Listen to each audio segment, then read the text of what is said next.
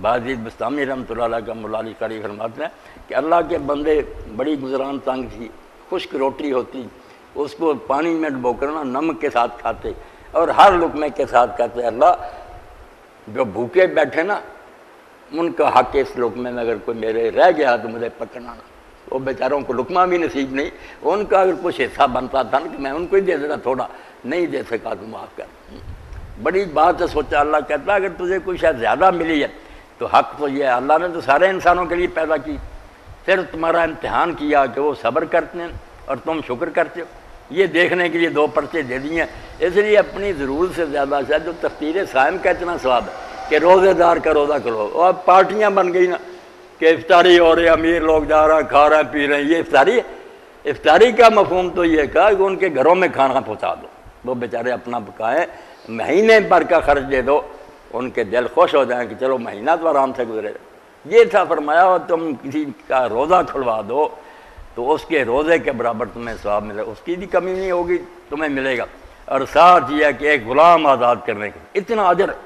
یہ مسکینوں کو دینے سے بنتا ہے کہ آدمی ان کو پیسے مہیا کرے، خوراک دے، جو غریب اپنے گھروں میں کوئی انتظام نہیں کرتے۔ جو کتابوں میں لکھا کہ علی بن حسین امام زین العابدین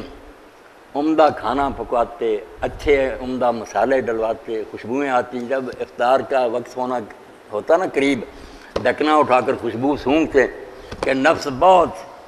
مائل ہو جائے، جی چاہے کہ ایسا عمدہ کھانا، اور پھر پلیٹیں بھروا کر غریبوں کو دے دیتے، آپ نہ چکھتے۔ اس کو توجہ دلاتے کہ تجھے مزیدار کھانے پسند ہیں، ان غریبوں کو کیا بنے۔ تو ایک تو شکر یہ ہے کہ زائد نعمت جو ہے، زائد سے ہمارے پاس، سمجھیں کہ خلق خدا کا حق ہے، ان کو دیں اور سمجھیں کہ اللہ تعالیٰ مجھے بھی ان جیسا بنا سکتا تھا، اگر زیادہ دیا تو میرا امتحان ہے، یہ شکر ہے عملی۔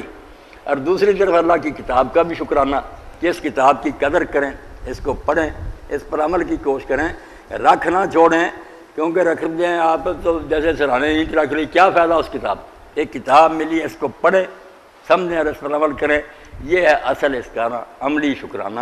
تو مختصر طور پر اس آیت میں جو اللہ نے بیان کیا میں نے، مگر اللہ کی کتاب تو ایسی ہے نا کہ اس کے موتی ختم ہی نہیں ہوتے۔ وآخر دعوانا الحمدللہ رب العالمین، وصلی اللہ تعالی علی عبد اللہ ورسولہ خاتم النبیین